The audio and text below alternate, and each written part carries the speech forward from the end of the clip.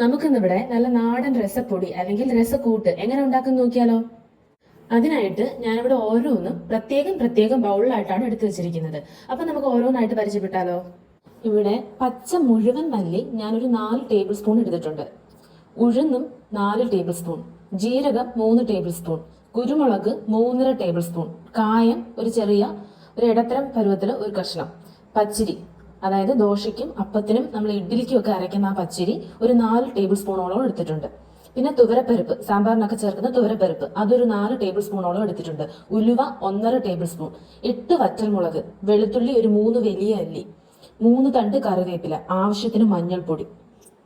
ഇവ ഓരോന്നും പ്രത്യേകമാണ് മൂപ്പിച്ച് മാറ്റേണ്ടത്. കാരണം മല്ലിക്കുണ്ടാകുന്ന മൂപ്പ് ആയിരിക്കത്തില്ല ഉഴുന്നിന് വേണ്ടി വരുന്ന സമയം. അതുകൊണ്ട് ഓരോന്നും സെപ്പറേറ്റ് ആയിട്ടായിരിക്കണം വറുത്തുകോരി മാറ്റേണ്ടത്. ഇവിടെ നമ്മൾ മഞ്ഞൾ വറക്കുന്നില്ല, കാരണം ഇവിടെ മഞ്ഞൾ പൊടിയാണ് എടുത്തിരിക്കുന്നത്. മഞ്ഞൾ ആൾറെഡി വറുത്ത് പൊടിച്ച് വെച്ചിരിക്കുന്നതാണ്. ഇനി ഒരു പാൻ അടുപ്പത്തിൽ വെച്ച് low flame to medium flame എന്ന രീതിയിൽ വെച്ചിട്ട് അതിലേക്ക് നമുക്ക് ആദ്യത്തെ കൂട്ടായ മല്ലി ഇട്ട് കൊടുക്കാം.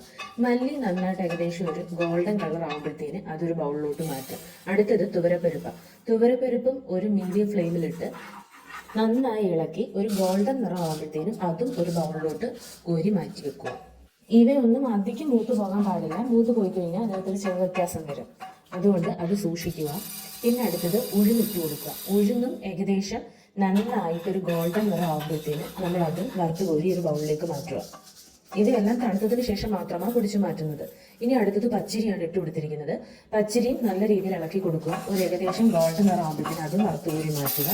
അതിനുശേഷം കുരുമുളക് ഇട്ട് കൊടുക്കുക. കുരുമുളക് നന്നായിട്ട് ചൂടായി വരുമ്പോഴത്തേനും അതും ഒരു ബൗളിലോട്ട് മാറ്റി വെക്കുക. അതിനുശേഷം ജീരകം ഇടുമ്പം മീഡിയം ലോ ഫ്ലെയിം എന്നുള്ള രീതിയിൽ ആക്കി വെച്ചിട്ട് വേണം എടുക്കാൻ. കാരണം അത് പെട്ടെന്ന് കരിഞ്ഞു പോകാനായിട്ടുള്ള ചാൻസ് ഉണ്ട്. അപ്പോൾ അതും ഒന്ന് സൂക്ഷിക്കണം. ഇനി അടുത്തത് ഉലുവയാണ്. ഉലുവയും നന്നായിട്ട് ഒരു ഗോൾഡൻ ബ്രൗൺ നിറം ആവുന്ന സമയത്ത് നമ്മളത് മാറ്റി ബൗളിലോട്ട് മാറ്റി വെക്കണം. ഇനി നമുക്ക് വറ്റൽമുളക് വറുത്ത് കോരി മാറ്റാം.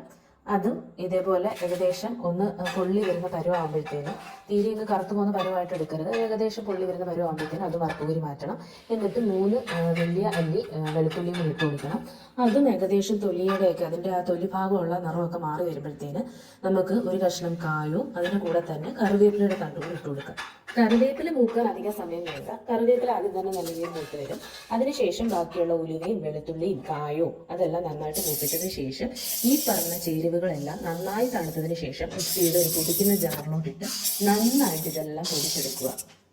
മഞ്ഞപ്പൊടി ഇടാൻ ആരും മറക്കരുതേ.